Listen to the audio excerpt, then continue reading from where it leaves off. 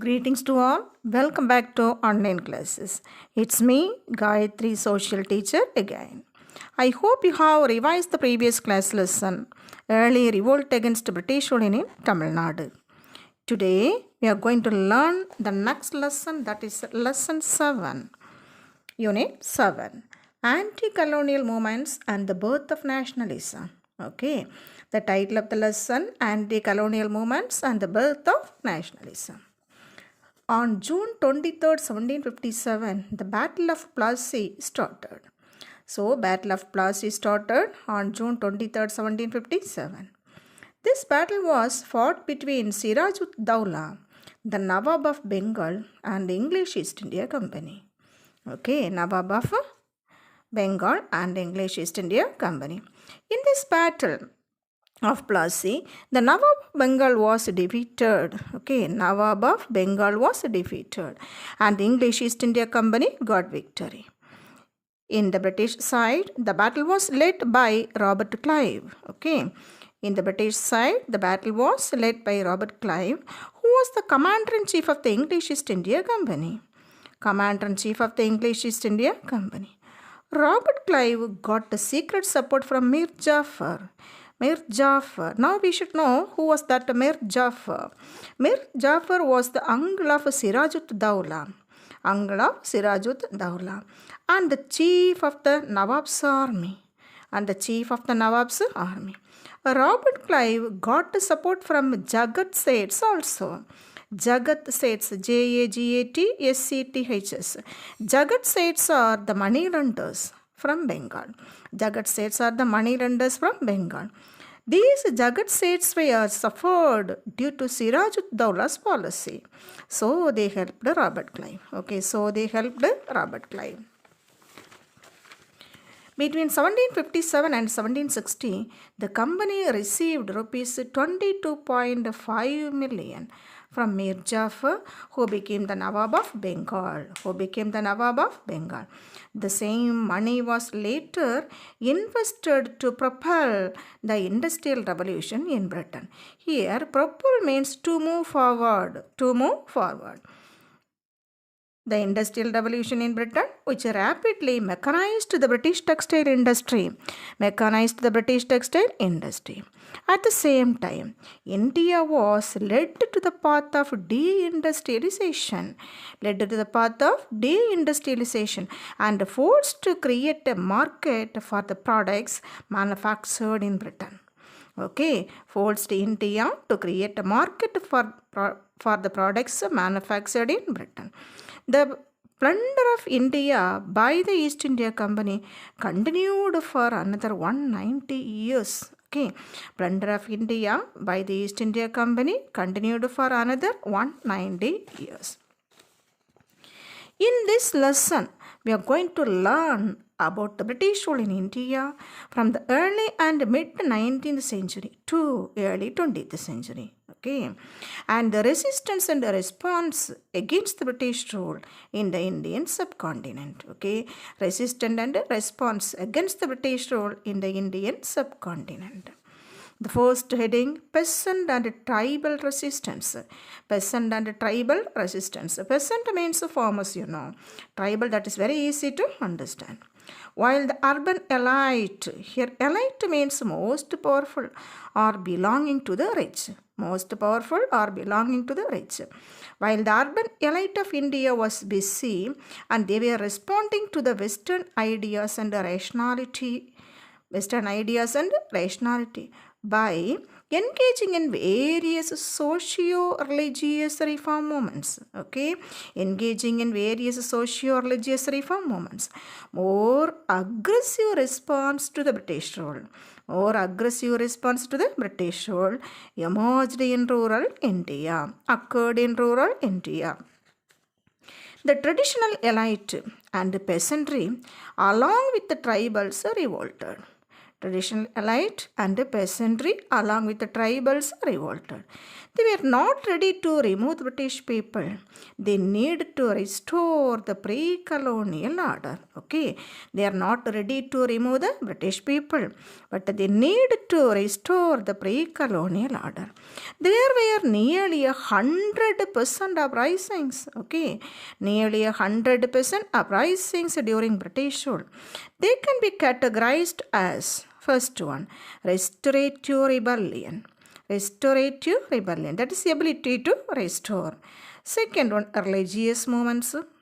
Third one, socio-banditry. Banditry means robbery. Banditry, that is crime. Okay, meaning crime, robbery. Okay. Third one, that fourth one is mass insurrection. Mass insurrection means that is a rebellion, uprising. Okay. We will see elaborately all these four headings. First one, restorative rebellion. This type of agitation relates to restore old order and old social relations. Okay, restore old order and old social relations. Second one, religious movements. These agitations were led by religious leaders for the liberation of local people. Understand? For the liberation of local people by restructuring society. By restructuring the society on certain religious principles. Okay, on certain religious principles. Third one, social banditry. Social banditry. The leaders of such movements were considered criminal by the British. The leaders of such movements were considered criminal by the British. But the powerful people, that is traditional elite. But the traditional elite were looked upon by their people as heroes or champions of their cause. Heroes or champions of their cause. Last one, that is the fourth one, mass insurrection. Leaderless and spontaneous uprising. Spontaneous means what? Sudden. Spontaneous means sudden. So, leaderless and sudden uprising is known as mass insurrection. Next, we will see changes in the revenue system. Okay, changes in the revenue system. The East India Company restructured the Mughal revenue system across India. East India Company restructured the Mughal revenue system across India.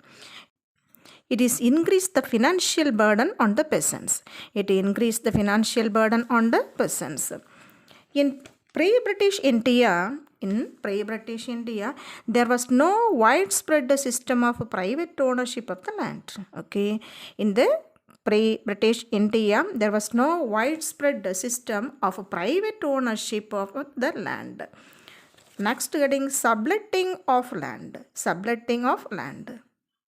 Subletting means property leased by one to another. Subletting means property leased by one to another. The practice of subletting of land complicated the agrarian relations. Okay, complicated the agrarian relations. The zamindars often sublet land to many subordinate landlords. Okay, often sublet land to many subordinate landlords. The landlords collected a fixed amount of revenue from the peasants. This increased the tax burden on the peasants. This increased the tax burden on the peasants. Next, we will see peasant uprising. Okay, peasant uprising. Peasant revolts began in the early 19th century and continued till the very end of the British rule in India. Okay, began in the early 19th century and continued till the very end of the British rule in India. Many of these revolts were led by religious leaders. Okay, religious leaders. Next, Farasi movement. F-A-R-A-Z-I, Farasi movement. This Farasi movement was started by Haji Shariatullah. Started by Haji Shariatullah in the year 1818. In the year 1818. It was started in the parts of Eastern Bengal. Started in the parts of Eastern Bengal. Shariatullah passed away in the year 1839. Shariatullah passed away in the year 1839. So, after the death of Shariatullah, the rebellion was led by his son Tutumian. Led by his son Tutumian, Dudumian, Tutumian. Tutumian called upon the peasants not to pay tax. Okay, don't want to pay tax. It gained popularity on a simple doctrine that the land and all wealth should be equally enjoyed by the common people. Okay, the simple doctrine that the land and all wealth should be equally enjoyed by the common people. He declared that land belongs to God. Okay, Dudumian declared that land belongs to God. Collecting rent or levying taxes was against divine law. He said that collecting rent and levying taxes was against divine law. Many peasants were collected through the network of village organization. Many peasants were organized or collected through the network of village organizations. Tutumian passed away in the year 1862. So, unfortunately and unexpectedly, Tutumian passed away in the year 1862. After the death of Tutumian, this Farasi movement was revived by Noah-Mian. Okay, Noah, Noah, Mian, M-I-A-N, Noah-Mian in the year 1870s. That is in the 1870s. Next, we are going to see Wahhabi rebellion in Parasat. Wahhabi rebellion in Barasat. The Wahhabi rebellion was considered as an anti-imperial and anti-landlord movement. Okay, anti-imperial and anti-landlord movement. That is, it was started to fight against the British rule and the landlords. Okay, it was started to fight against the British rule and landlords. This movement started in and around 1827. In and around 1827. It was started in Barasat. Barasat is a region in Bengal. Okay, Barasat is a region in Bengal. It was led by an Islamic preacher. Titumir, Titumir, Titumir, because he was deeply influenced by the Wahhabi teachings. Okay, he was deeply influenced by the Wahhabi teachings. He became an influential figure among the Muslim peasantry oppressed under the Zamindars. Okay, oppressed under the Zamindars. Next, tribal uprising. Under colonial rule, for the first time in Indian history, government claimed a direct proprietary, that is ownership, proprietary right over forests. Okay, under colonial rule, for the first time in Indian history, government claimed a direct proprietary, that is ownership over forest. The British rule and its encouragement of a commercialization forest led to be the disintegration of the traditional tribal system. Okay, forest led to the disintegration of the traditional tribal system. So, in the tribal areas, non-tribal people like moneylenders, traders, land grabbers, and contractors arrived. This led to the loss of Adivasi land and their displacement from their traditional habitats. Okay, actually, tribal resistance was started against the people, those who introduced changes in the peaceful tribal life. Okay, tribal resistance was started against the people, those who introduced changes in the peaceful tribal life. Okay. Next, Coal Revolt. Coal Revolt, K-O-L, Coal Revolt. Coal Revolt was considered as one of the major tribal revolts. The Coal Uprising started in between 1831 to 32. It occurred in Chota Nagpur, Singhbhum region of Jharkhand and Orissa. Okay, Chota Nagpur, Singhbhum region of Jharkhand and Orissa. This coal revolt was started under the leadership of two important personalities. First one, Bindrai, B-I-N-D-R-A-I, and second person, Singrai, S-N-G-H-R-A-I, Bindrai and Singrai.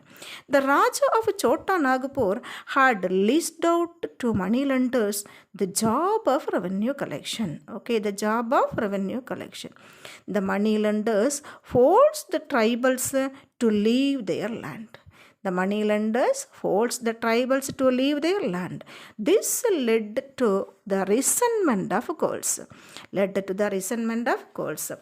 initial protest and resistance of Gauls was in the form of plunder and attacks on the properties of outsiders. Okay, initial protest and resistance of Gauls was in the form of plunder and attacks on the properties of outsiders. After that, they started to kill the moneylenders and merchants. Okay, started to kill the moneylenders and merchants. The tribal leaders followed. Okay, the tribal leaders followed different methods to spread their message. They followed different methods to spread their message, such as beating of drums, and circulation of arrows, and warning to all the outsiders to leave. The Gaul rebels controlled the king's palace also. Anyhow, the British suppressed the rebellion with great violence. Now this is the time for studying Sandal Hole. Sandal, S-A-N-T-H-A-L. Sandal means a set of people. Hole means insurrection or uprising. So Sandal insurrection or Sandal uprising. Sandal set of people. Sandals scattered in different parts of Eastern India. The Sandals were forced to move out of their homeland during the time of the creation of Samains under permanent settlements. They were oppressed by the local police and the European officers, those who engaged in the railway construction. They were oppressed by the local police and the European officers, those who engaged in the railway construction. Then the Sandals were forced to depend on the moneylenders. Soon they were suffered from debt and exhaustion. E-X-O-R-T-I-O-N. Exhaustion means the practice of taking something from an unwilling person. The practice of taking something from an unwilling person by physical force. Sandals were neglected by the corrupt British officials.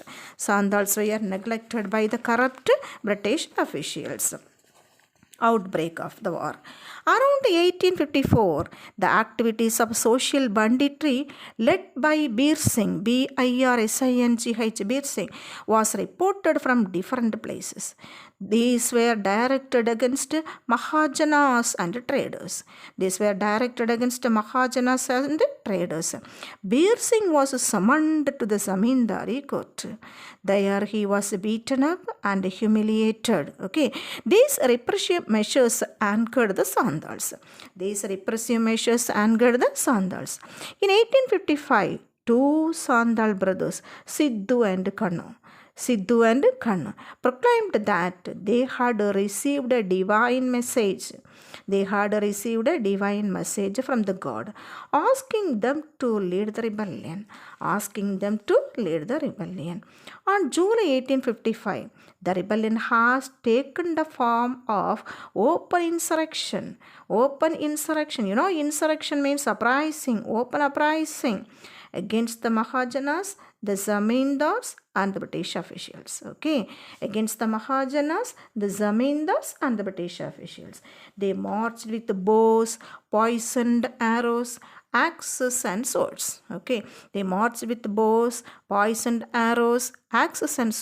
And they decided to put an end to the company's rule in Rajmahal and Bhagalpur. Suddenly, the villages were raided and the properties were destroyed by the British.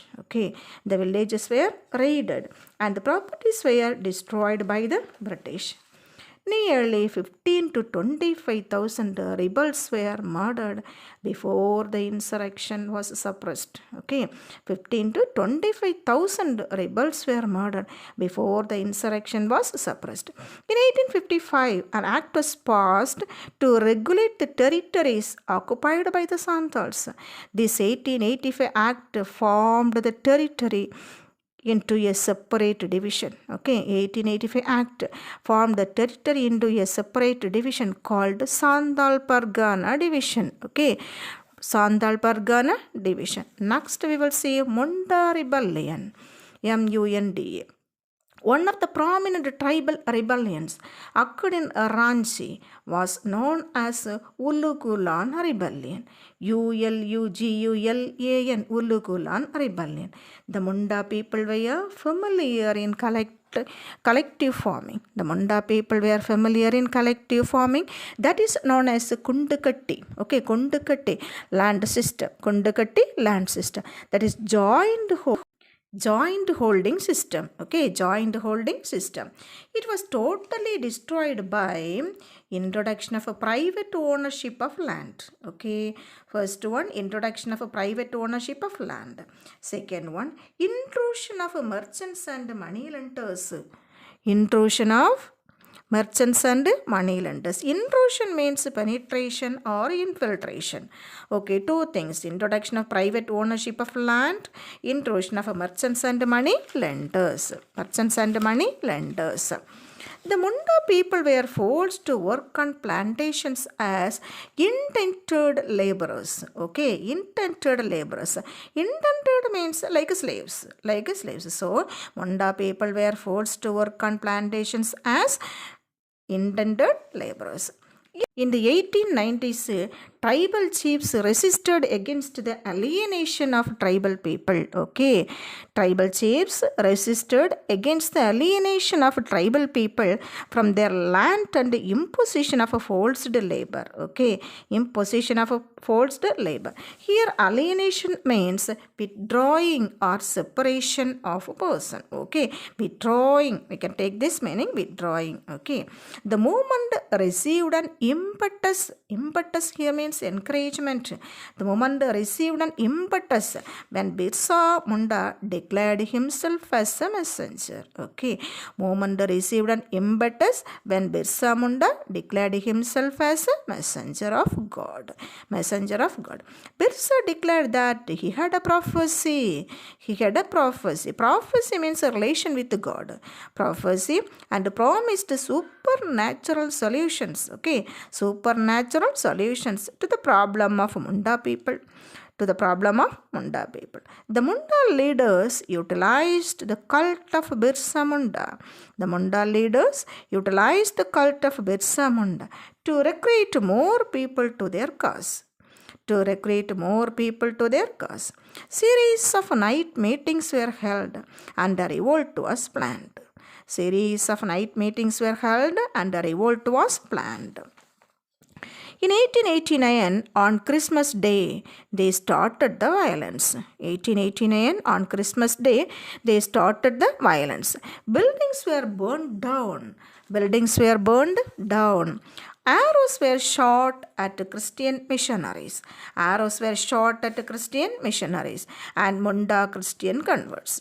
Christian missionaries and Munda Christian converts. Police stations and government officials were attacked. Police stations and government officials were attacked. Over the next few months, similar attacks were carried out. Similar attacks were carried out. Finally, the resistance was crushed and Birsa Munda was arrested in February 1900. Okay, resistance was crushed. Birsa Munda was arrested in February 1900. Later, he died in jail. Okay, he died in jail. Birsa Munda became a folk hero, FOLK, folk hero. He was being celebrated in many folk songs till today. Because of this Munda rebellion, the British formulated a policy on tribal land. Okay, tribal land. In 1908, the Chota Nagpur Tenancy Act was passed. In the year 1908, the Chota Nagpur Tenancy Act was passed. This Chota Nagpur Tenancy Act restricted the entry of non-tribal people into the tribal land. Restricted the entry of non-tribal people into the tribal land. Okay, children, with this I finish today's session. I'll meet you in the next session with the next heading, that is Great Rebellion of 1857. Okay, prepare well for your exam. Okay, bye children. Thank you.